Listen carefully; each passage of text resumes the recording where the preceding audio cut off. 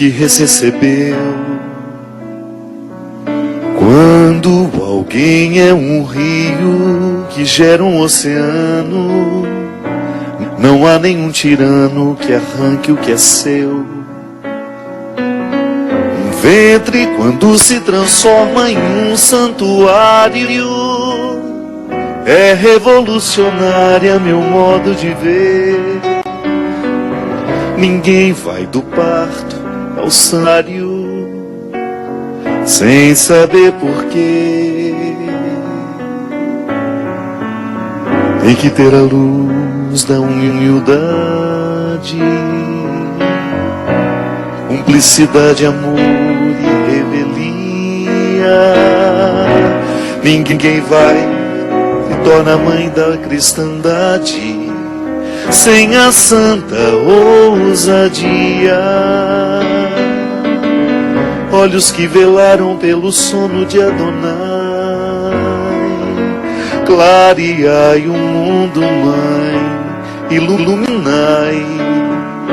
Cada vez que um de nós se vê tentado pela insana covardia.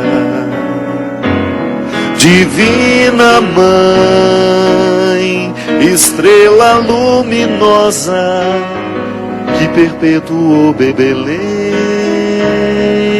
Guerreira Mãe, dos dias de trevas nas ruas de Jerusalém, olhai por nós nas horas de tristeza, nos momentos são,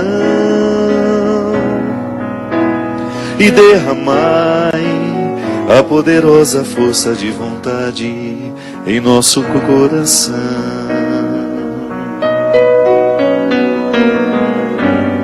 Tem que ter a luz da humildade, cumplicidade, amor e revelia.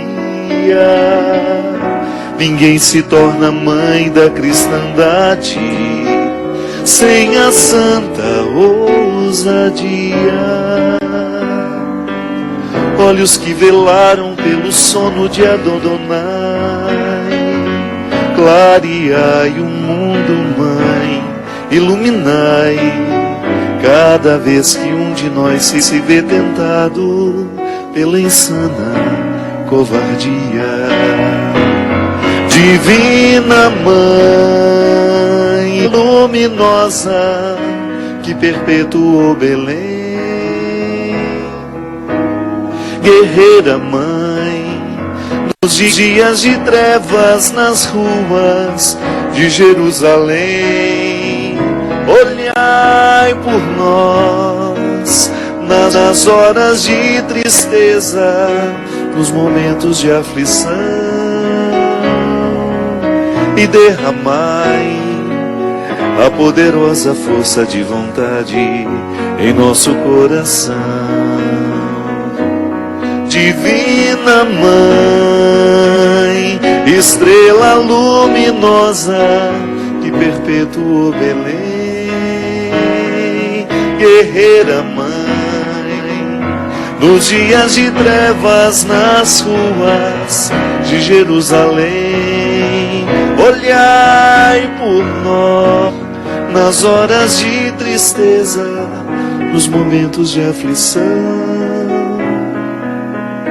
e derramai a poderosa força de vontade em nosso coração.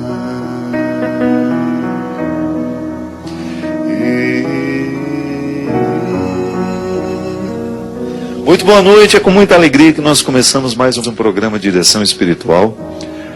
Hoje invocando essa certeza de que quando nós estamos movidos pela força de vontade, tudo fica mais resistente dentro de nós. Essa música está no meu novo trabalho aqui, no Deus no Esconderijo do Verso, que foi gravado ao vivo lá no Teatro Municipal do Rio de Janeiro. Eu me lembro que a primeira vez que eu tomei contato com essa música, eu fiquei muito impactado pela maneira como o autor resolveu falar de Maria, colocando nela alguns aspectos que que a gente não consegue perceber muito por causa da construção histórica que foi feita, né? É claro, os elementos teológicos, a divindade de Maria, a santidade de Maria, usar o termo mais apropriado, né? Essa santidade nos levando a compreender a divindade de seu Filho Jesus. E é claro que a partir disso, toda a compreensão da dimensão divina da nossa humanidade. O mistério da encarnação nos assegura isso. Depois, no mistério da encarnação, tudo está tocado pelo sagrado. E Nossa Senhora é a mulher onde tudo isso acontece. É a carne que Deus escolhe para inserir de maneira definitiva, inserir-se de forma definitiva na história. E a partir dessa construção teológica de Nossa Senhora, às vezes a gente perde alguns elementos humanos dela. Aliás, esse é um problema que às vezes a gente vê dentro do contexto da Mariologia, as pessoas esquecerem a humanidade de Maria, que é tão importante isso para nós. É a parte que nos cabe nesse mistério. Então, se a gente coloca a Nossa Senhora muito distante do que é humano, a gente perde o específico nosso, nela representado dentro do mistério da encarnação. Maria cheia de raça, não teve de graça o que recebeu. É bonito porque você pensar que Nossa Senhora precisou do esforço humano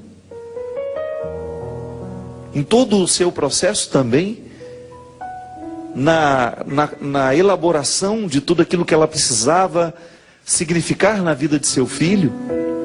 Não foi fácil ser ela, não foi fácil cumprir o seu papel. E aí você retira Nossa Senhora desse contexto muito, às vezes, uma ternura sem coragem, né? Boa noite, seu Cristo, tudo bem? Às vezes a gente vê Nossa Senhora assim, né? Muito frágil. A própria,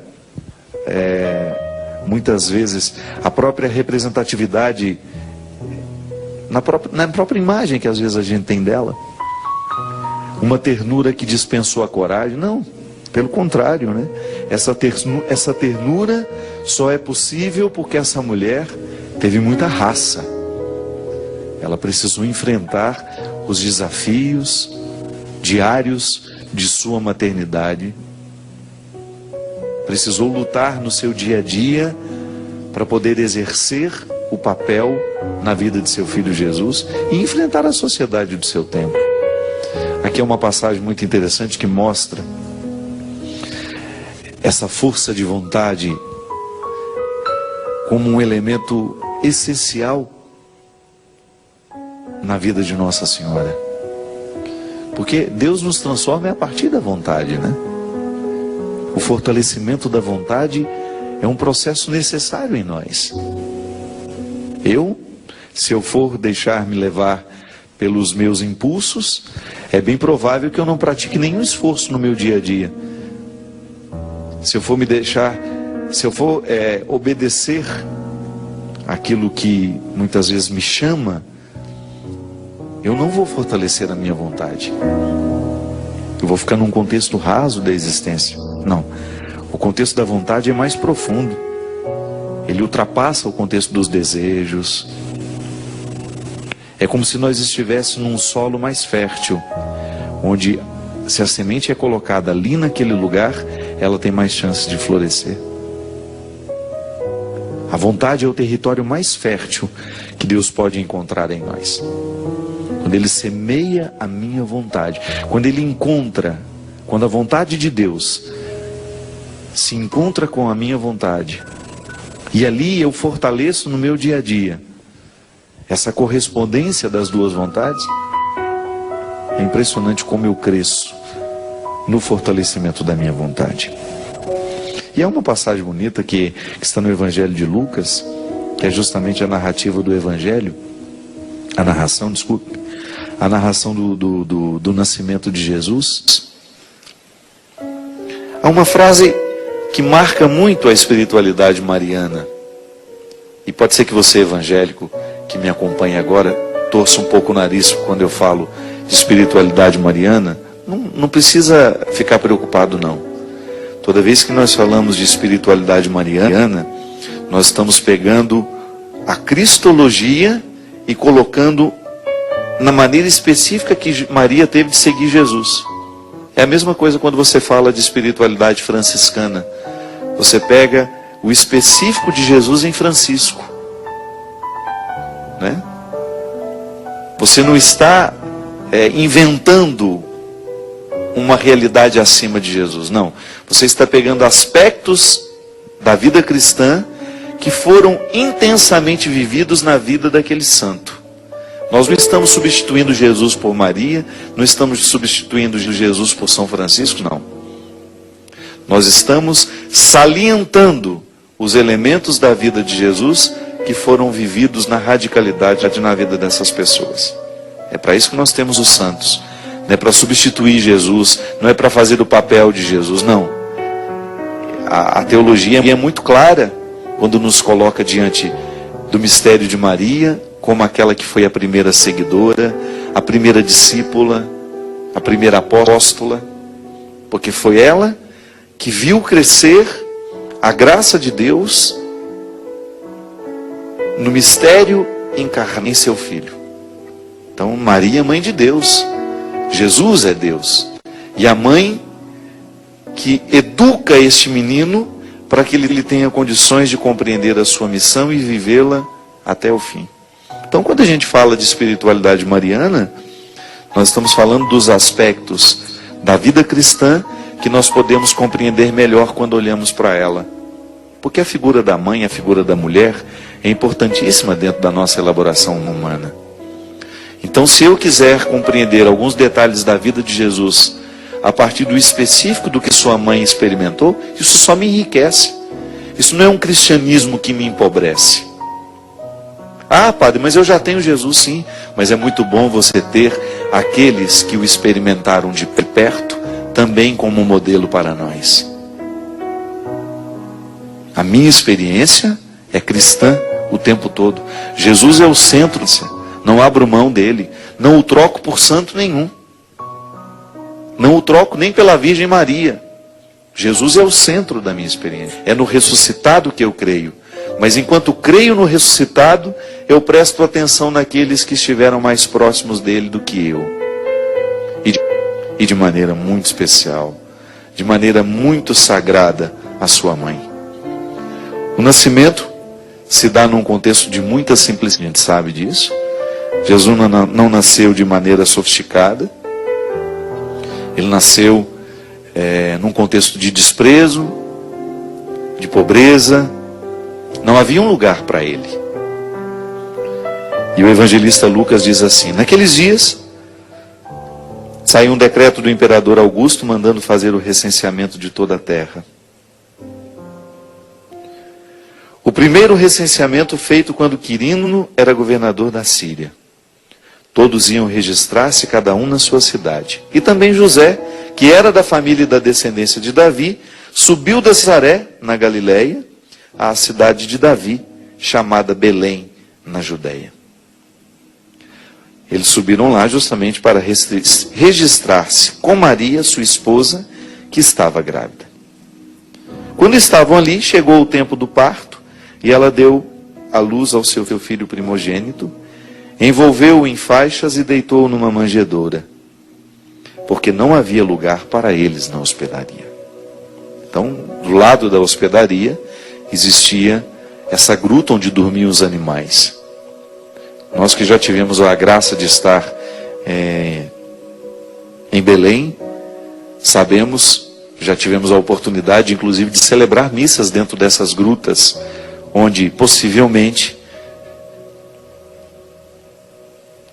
Jesus tenha nascido. Não importa para nós o lugar exato, né? Importa é o que aquela geografia nos diz. Me lembro que no ano passado, quando nós estivemos lá, celebramos uma missa numa gruta, num contexto de tanta simplicidade, foi tão especial. É bom celebrar numa catedral. A catedral é linda, ela nos lembra a grandeza do cristianismo. Mas de vez em quando nós precisamos voltar aos lugares onde o cristianismo nasceu. A gruta é o lugar do nascimento do cristianismo. É ali que esse mistério acontece. Deus vira menino, se torna um menino nos braços de uma mulher. Quando nós celebramos lá, eu falava justamente disso àqueles que me acompanhavam, que aquela simplicidade precisava continuar nos comunicando. Até mesmo aquela clandestinidade. A manjedoura onde Jesus foi depositado não é outra coisa senão um coxo, onde os animais comiam. Foi assim que Jesus veio ao mundo. Num contexto de extrema simplicidade. E ao mesmo tempo chega com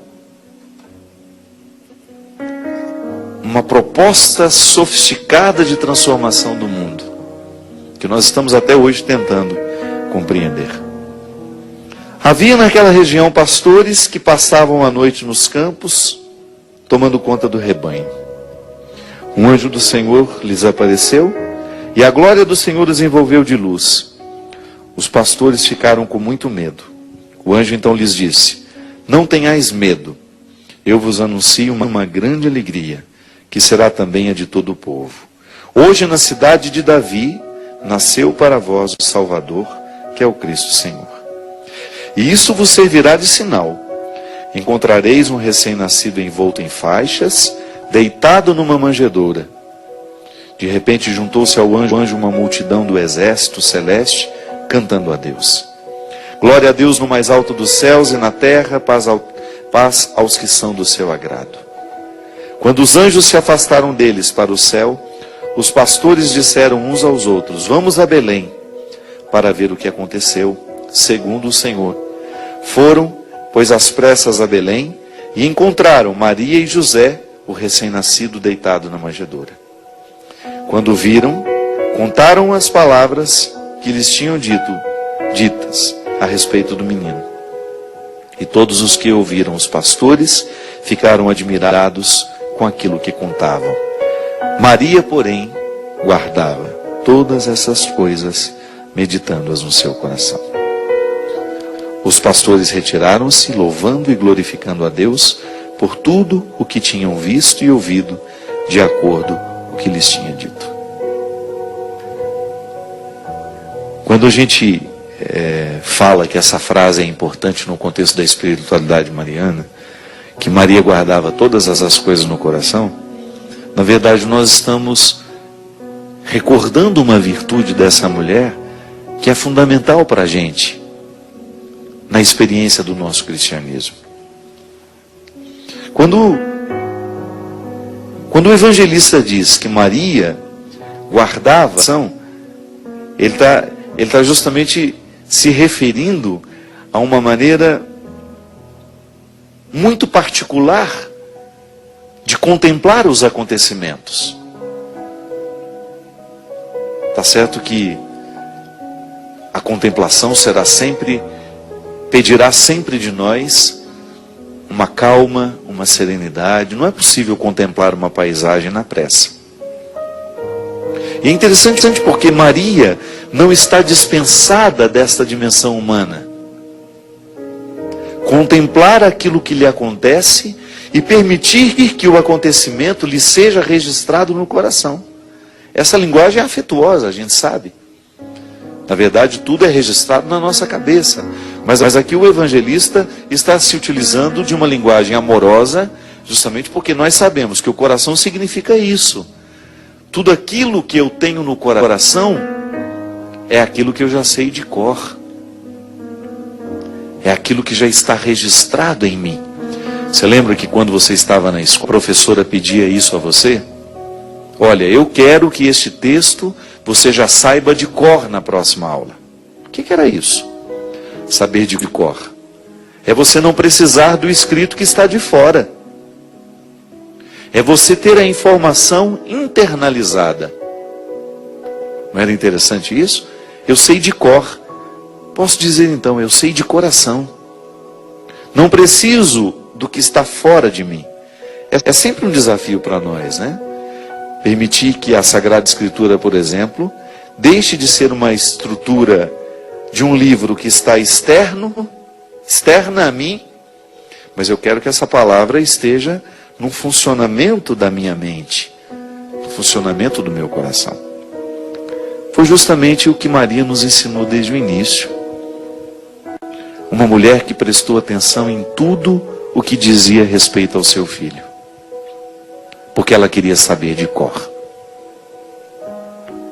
Porque se ela não tivesse prestado atenção, se ela não tivesse guardado essas coisas, ela não teria sido a primeira discípula.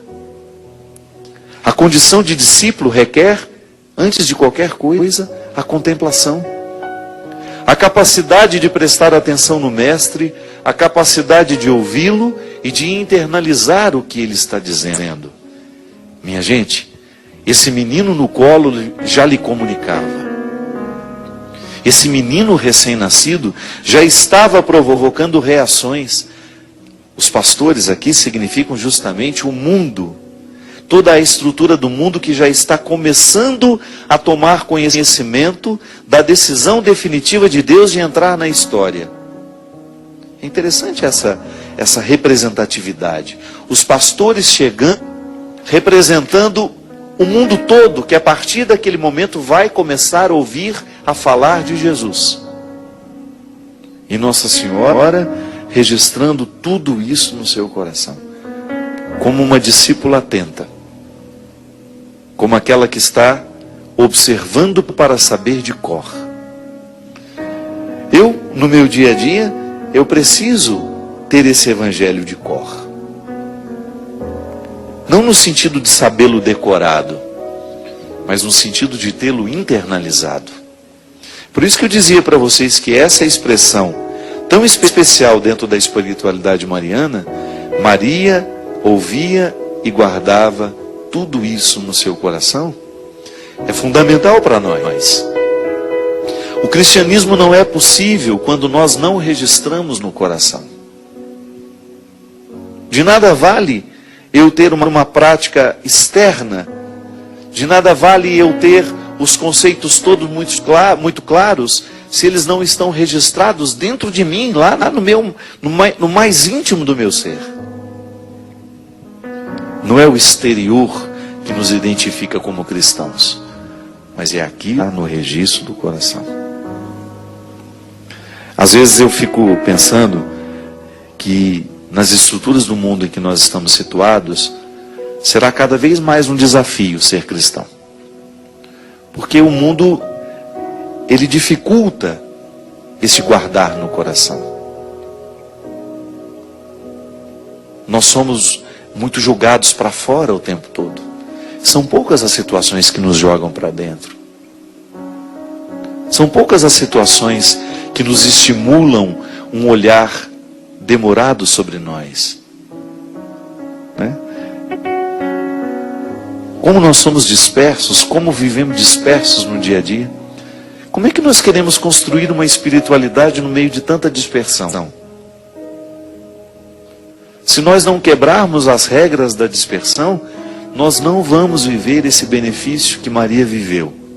Os outros na história do cristianismo viveram porque observaram nela essa virtude de guardar todas as coisas no coração, de contemplar os acontecimentos, de contemplar os fatos e de extrair de tudo isso um aprendizado ali que vai lhe estruturando a personalidade, o seu jeito de ser, configurando-lhe a esse modelo que é Jesus. Distante dessa contemplação, a nossa vida espiritual não tem sustento. Se nós não vivemos a dinâmica dessa espiritualidade mariana, de ter um olhar que recolhe o mundo para dentro de si, que o metaboliza da mesma maneira como nós metabolizamos o alimento, né? Porque quando você come, o que acontece? Seu organismo começa a metabolizar. Isto é, vai retirando todos os nutrientes daquele alimento e vai jogando fora mais. A contemplação segue as mesmas regras do metabolismo do corpo. eu também vou julgando para dentro de mim imagens, palavras, acontecimentos. E eu vou metabolizando isso, isto é, vou retirando os ingredientes que me nutrem, tudo aquilo que possa ser saudável à minha vida, e naturalmente vou expulsando o que não me edifica, o que não me faz bem. Isso é guardar tudo no coração. Isso é você começar a ter uma vida espiritual pautada nessa dinâmica da espiritualidade mariana. De ser um contemplativo nos dias de hoje, apesar de todos os desafios, de toda a dispersão que nos envolve. Você contemplar o menino que está sendo oferecido na gruta de Belém, perceber o que ele tem a lhe dizer, observar, chegam as palavras que dizem, compreender que tudo isso, todo esse mistério da encarnação, está justamente para vir fortalecer-nos. E essa graça de Deus atuando em nós, fortalecendo a nossa vontade, fortalecendo cada vez mais a nossa coragem de escolher o que nos edifica e dispensar o que nos prejudica. O exemplo de Maria é para nós, será sempre para nós, o exemplo da simplicidade. Não precisa ter estudado muito para entender isso aqui. É por isso que é tão acessível ao coração do simples. Guardar todas as coisas no coração. Observar o que as coisas hoje estão nos dizendo. Porque às vezes é assim, né? Nós perdemos uma oportunidade preciosa de aprender com os pais. Nós perdemos uma oportunidade preciosa de aprender com os sofrimentos. Porque a gente não tem a capacidade de guardar as coisas no coração. A gente não sabe fazer isso. Estamos dispersos demais. Não temos o silêncio de Maria. Volto a dizer, que não para nele mesmo. A quietude de Maria, que é uma quietude corajosa. O silêncio de Maria, que é encorajador. Ele nos coloca na perspectiva de conhecer Jesus. Quanto mais eu me disponho a viver essa espiritualidade mariana, que é da quietude, da contemplação, muito mais eu vou tendo condições de compreender e conhecer o seu Filho Jesus. Porque Maria não nos retém nela. Passamos por ela, conhecemos a sua graça, conhecemos a sua santidade e naturalmente somos conduzidos ao coração de seu Filho Jesus. Nós vamos para um rápido intervalo e a gente volta já já com o programa de uma direção espiritual. Estamos de volta com o programa Direção Espiritual. Muito obrigado, você que participa conosco, você que nos acompanha, que nos divulga. A Canção Nova funciona assim.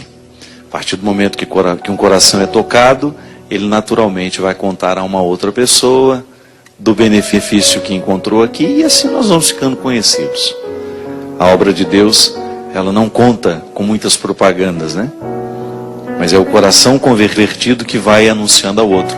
Igual a história da samaritana, que faz uma experiência de Jesus e depois vai contar aos que passarem pela vida dela sobre aquilo que ela havia experimentado com Jesus na beira do poço.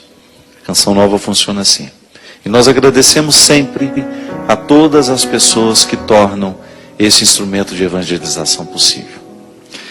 Queria falar que aqui está o meu novo trabalho, Deus Verso, gravado no Teatro Municipal do Rio de Janeiro. Aqui hoje nós só temos o CD, o DVD a gente sabe onde guardou, está em algum lugar aqui. Acho que eu levei para casa de volta, né? Mas você também tem o DVD e você pode comprar aqui na Canção Nova. Além de você ter a oportunidade de ter eu prometo a você que o trabalho está bonito, que tem boas músicas, que vão fazer bem ao seu coração. Você vai ter a oportunidade de ajudar a Canção Nova. Toda vez que você compra um produto aqui, através do telefone que aparece na sua tela, 0 operadora 12 31 86 2600. 12 31 86 2600. Você comprando aqui, você ajuda a Canção Nova a manter tudo no ar, tudo acontecendo. São muitos veículos de comunicação. É a televisão, é o rádio, é a internet, além de todas as obras sociais que a Canção Nova também tem, sobretudo aqui em Cachoeira Paulista, obras assistenciais que fazem uma ajuda direta àqueles mais necessitados. Temos também aqui o livro Quando o Sofrimento Bater à Sua Porta, numa nova edição. Se você conhece alguém que está passando por um momento difícil, de sofrimento, é uma leitura que pode ajudar muito. Tenho acompanhado, desde o lançamento desse livro, os muitos testemunhos de pessoas que foram agraciadas, modificadas por causa de uma leitura. Eu acredito nisso, né? O livro muda uma vida de uma pessoa. O livro é uma oportunidade que a gente tem de fortalecer a nossa vontade. A gente falava aqui no início do programa que o fortalecimento da vontade é essencial para que Deus tenha a oportunidade de agir em nós. Aliás, a vontade fortalecida já é a própria ação de Deus em nós. Santo Agostinho dizia que todo o esforço humano só é possível porque existe um esforço que antecede. É o amor de Deus, é a graça nos sustentando. Até quando eu amo, eu preciso do amor que me ama primeiro. Então, quando eu faço um esforço para fortalecer a minha vontade, eu já estou no influxo da graça. Já estou movido pela graça. Isso é tão radical para Santo Agostinho que ele dizia que até para eu me arrepender de um erro, eu já preciso estar visitado pela graça. Então, sempre que eu falo que preciso fortalecer a minha vontade, eu já estou assumindo essa participação de Deus na minha vida. E é por isso que a vida mística, minha gente, ela é a dinâmica de todo dia, de toda hora. Que às vezes a gente quer separar as coisas, né? Acha que rezar é você criar aquele momento para estar com Deus, entra dentro de uma igreja, ou fecha no quarto, vai fazer a sua oração. Tá certo, isso faz parte da vida mística. Mas você não se esqueça que tudo na vida místico é crescimento, é busca de fortalecimento dessa vontade. Para isso que a gente faz jejum, para isso que a gente faz penitência, é para fortalecer a vontade. Porque seria muito mesquinho, né? Você ficar imaginando que Deus fica feliz quando você deixa de comer isso, quando deixa de comer aquilo, só por deixar. Não. Se a gente for pensar assim, esse Deus, ele precisa até de um terapeuta, né? Tá doente da cabeça. Que fica se alegrando com o sofrimento dos outros. Não. Você como pai, você fica feliz quando você vê o seu filho sacrificando-se para verdadeiramente crescer. Você não fica feliz só por vê-lo fazer o sacrifício. Você fica feliz porque sabe que daquele sacrifício vai gerar um fruto. Vai ter um futuro melhor por causa daquele sacrifício. É como quem precisa emagrecer, que faz o sacrifício de não comer aquilo que quer, que às vezes nem é o que precisa, né? Faz o sacrifício de não comer aquele doce, aquele queijo gordo, aquilo que você sabe que vai só lhe prejudicar na sua dieta, porque você tem um futuro mais leve. Tá bom, então eu abro mão de comer tudo que eu quero hoje, vou comer menos, vou comer com mais disciplina, vou comer mais corretamente, vou inserir uma atividade física na minha vida, porque eu sei que daqui a um tempo o meu corpo agradecerá e viverá um resultado muito satisfatório. É assim que Deus fortalece a nossa vontade. Quando a gente pratica o sacrifício, a renúncia, o esforço, sempre auxiliados pela graça de Deus. Volto a dizer, nenhum esforço humano é possível se não está amparado anteriormente por esse amor que nos antecede, por esse Deus que já decidiu antes de nós que Ele quer o nosso melhor. Então, quando eu faço uma leitura, quando eu me coloco na perspectiva de colocar na minha mente uma reflexão que possa me tornar uma pessoa melhor, mais consciente, eu estou ajudando a fortalecer essa vontade. Quer viajar comigo, Bruno? Nós vamos para a Polônia. Vamos fazer uma peregrinação neste ano da misericórdia, ano jubilar. Nós faremos uma bonita experiência de visitar a terra da misericórdia, passando também pela República Tcheca e depois, ao final da viagem, depois de passar pela Polônia, nós vamos na Alemanha visitar o santuário de Nossa Senhora Mil Vezes Admirável. Vai ser de 18 a 30 de outubro. Então você tem a oportunidade de se planejar, de repente tirar umas férias, começar a fazer a programação da sua viagem aqui com a Canção Nova e com a Obra de Maria, que também são formas que nós temos de ajudar essa obra a se manter. Ligue para nós aqui, descubra quais são as condições para você fazer essa viagem. Você vai ser bem atendido, pode ter certeza, e quem sabe será a oportunidade que você terá de conhecer a Terra da Misericórdia e de fazer esse retiro espiritual durante esses 12 dias, porque a peregrinação não é outra coisa senão um retiro espiritual. Claro, com muita alegria, porque você vai ter a oportunidade de conhecer pessoas muito interessantes, pessoas muito especiais, que estão também fazendo a mesma busca que nós. Temos aqui a agenda de maio. No dia 20 de maio eu estarei em Santos. No dia 21 nós teremos 2 sessões de shows em Aracaju.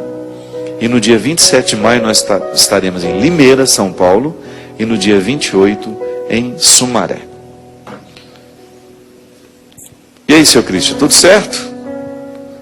Tudo certo com você? Muito obrigado pela sua presença, pela sua participação aqui comigo mais uma vez.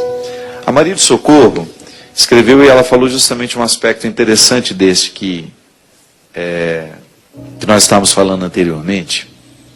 Ela disse: Padre Fábio, eu tenho muita dificuldade de lidar com os problemas da vida. Muitas vezes eu os encaro como prejuízo e fico muito distante dessa perspectiva que vocês sempre apontam, que ele pode ser favorável ao meu crescimento. Sempre que sou emparedada pelo sofrimento, não me vem outra coisa senão a ideia de estar vivendo um prejuízo. Por favor, me ajude a refletir sobre isso e quem sabe, com suas palavras, eu possa ressignificar tudo isso na minha cabeça.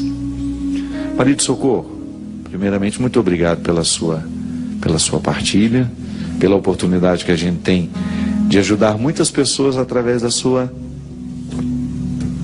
pergunta, porque é sempre assim que funciona, né? Muitas pessoas certamente vivem o mesmo conflito com você. Eu, particularmente, também tenho isso. Em muitos momentos da minha vida, eu olho para aquilo que eu estou precisando enfrentar e não consigo ver uma perspectiva positiva daquilo que como você bem diz, do emparedamento que às vezes o sofrimento faz com a gente. Nem sempre a gente tem a sabedoria de perceber que aquele momento é favorável. Às vezes é só o tempo que vai nos revelando isso. Agora, a gente precisa ter naquela hora uma serenidade, uma postura, pelo menos, que possa favorecer o florescimento deste aprendizado. Nós falamos que Nossa Senhora tinha essa virtude de contemplar as coisas e guardar no coração, sobretudo aquilo que ela não sabia compreender. Porque também existiam coisas que escapavam à sua compreensão. Na nossa vida nós precisamos o tempo todo articular realidades que nós entendemos e outras que não. E o sofrimento será sempre um mistério para nós. De vez em quando a vida nos coloca numa situação e a gente não tem para onde ir. E nós precisamos resolver aquele conflito ali, a gente precisa continuar em pé. Não dá para desistir, né? E às vezes, esse posicionamento diante daquilo que nos ocorre, ele é difícil mesmo. Eu compreendo o que você está dizendo. Porque experimento isso na minha vida. Diariamente preciso buscar sabedoria para eu dar conta de administrar as dificuldades que me acontecem. Aqui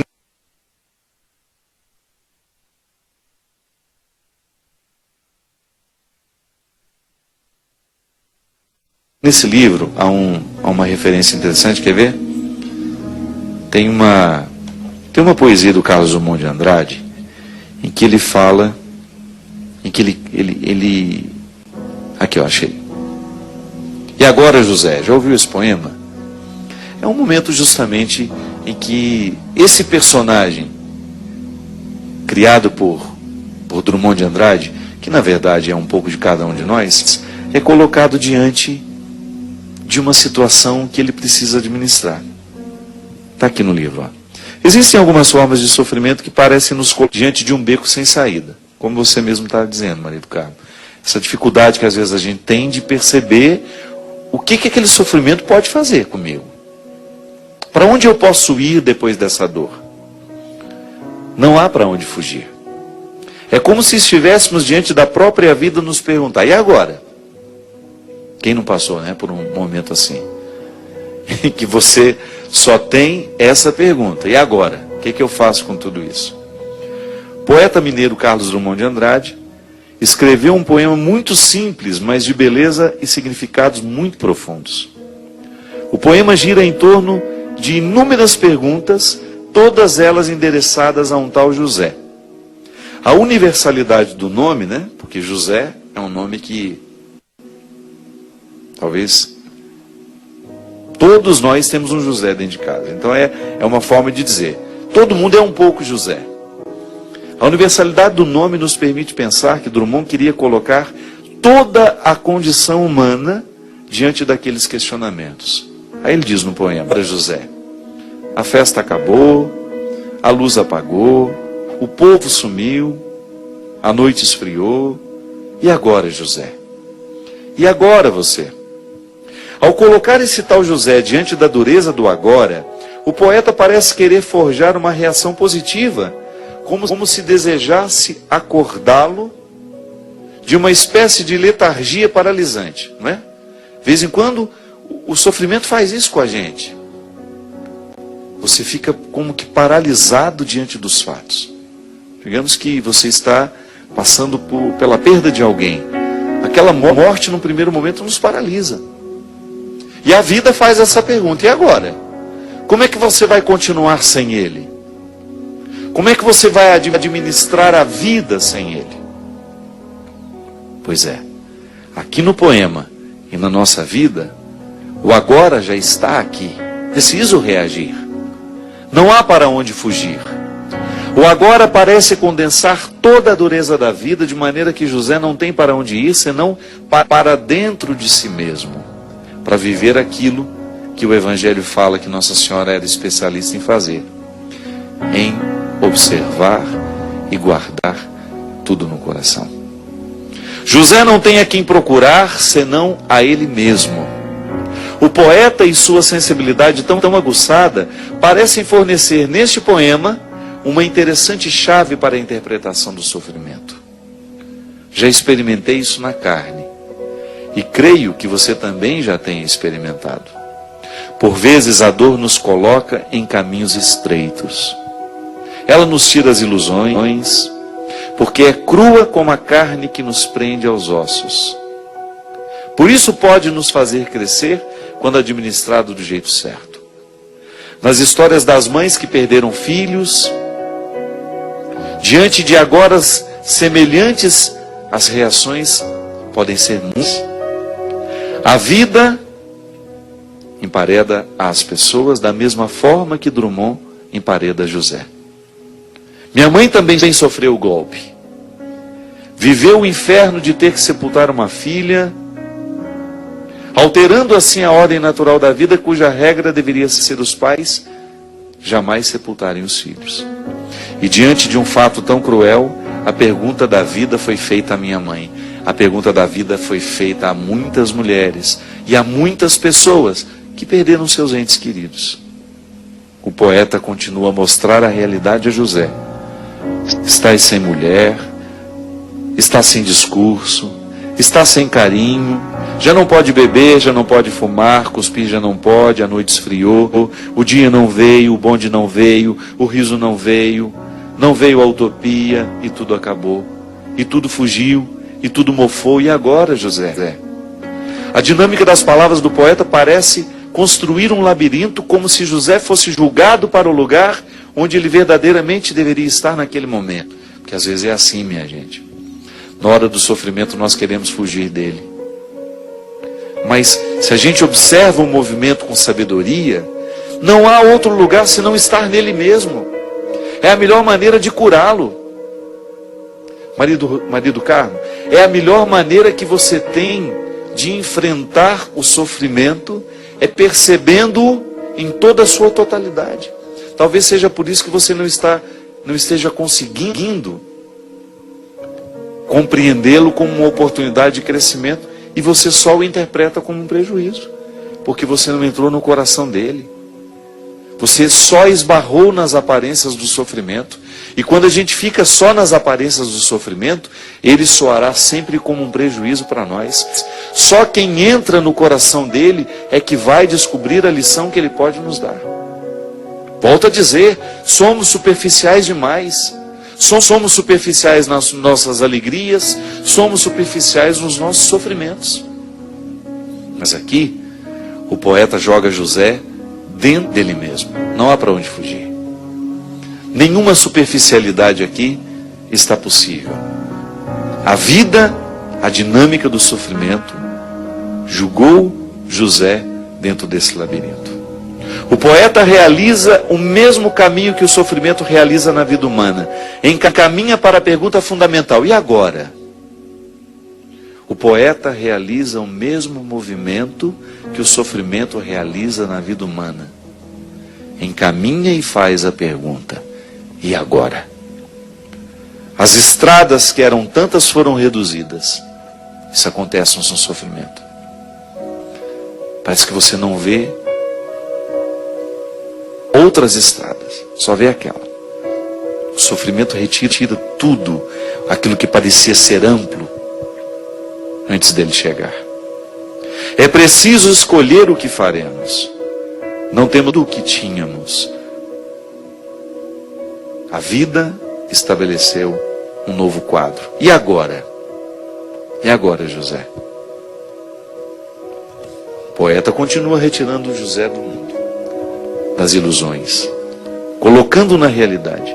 A insistência da pergunta do poeta é para acordar José.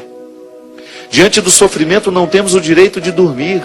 É preciso velar, buscar o caminho, mas não o caminho fácil das fugas, e sim o mais exigente, o mais tenebroso, o mais cruel, o que nos leva a nós mesmos.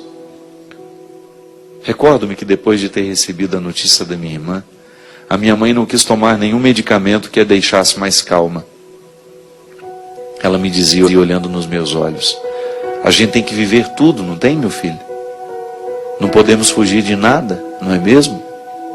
Deus está comigo. Ele vai me dar força. E assim aconteceu. Em nenhum momento ouvi uma blasfêmia saindo da boca daquela mulher. O choro silencioso, calmo, em nenhum momento cedeu lugar aos gritos de desespero. Se você gritasse, se você gemesse, se você tocasse, se você a valsa vienense, se você dormisse, se você cansasse, se você morresse, mas você não morre, você é duro, José. É justamente essa dureza que precisa cair por terra.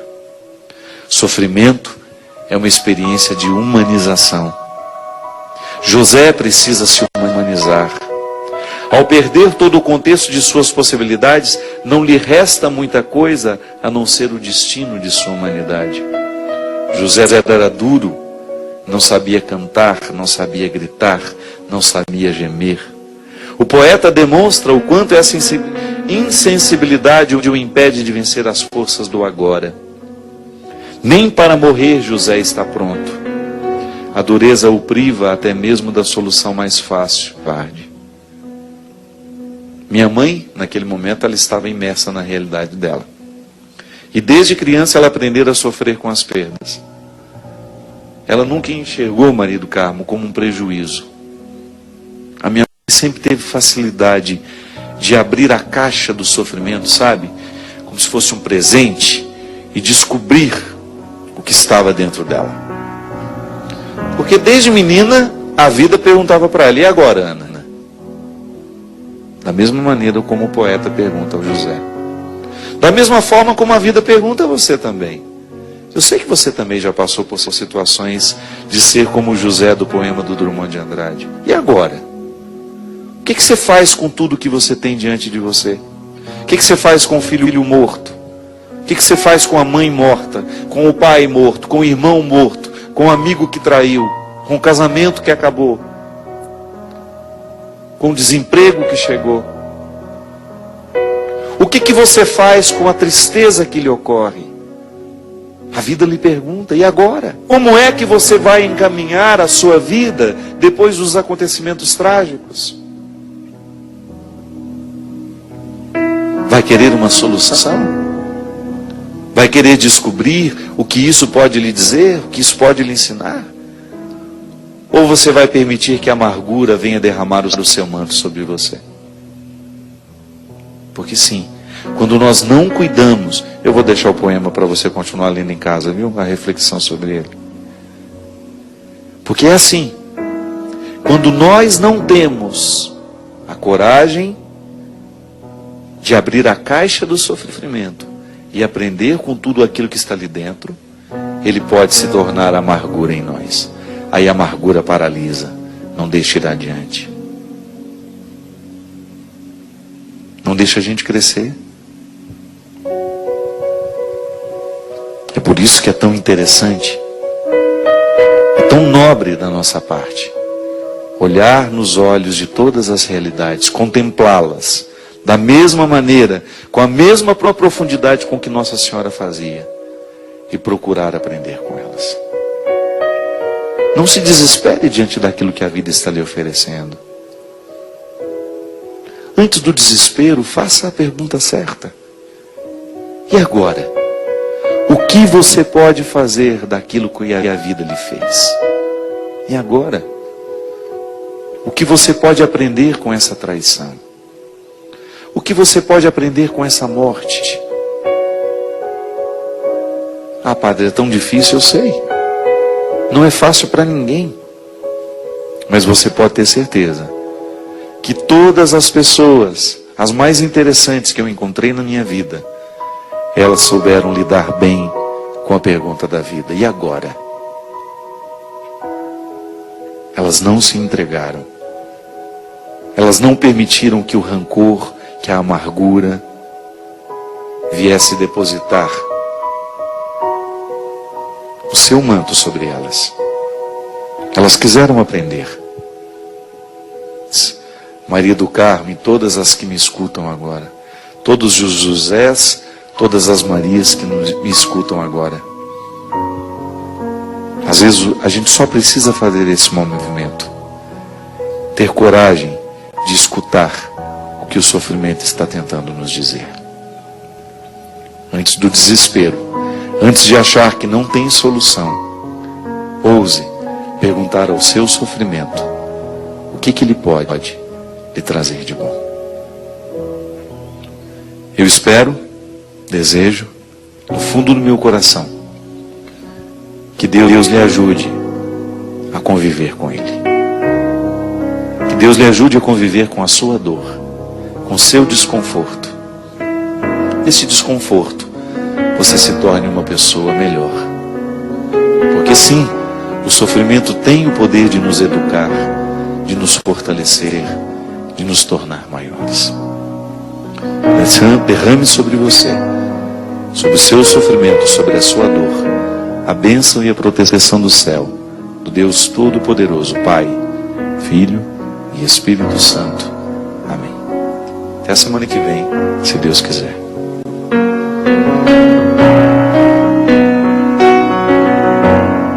Divina Mãe, estrela luminosa que perpetuou Belém, guerreira Mãe, nos dias de trevas nas ruas de Jerusalém, olhai por nós nas horas de tristeza, nos momentos de aflição, e derramar a poderosa força de vontade em nosso coração.